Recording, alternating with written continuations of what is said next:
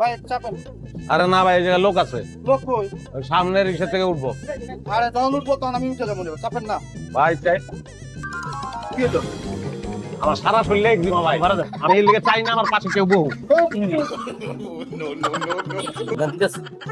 গেন্ডু বামে থাক দিস কই দেবেন সামনে দেবেন আচ্ছা দিতেছি বসেন কেন এই বাড়া দেন খাতা লেগে তো দিন ভাইয়া বাকির খাতায় লেখা রাখো, কালকে দিয়ে দিব না।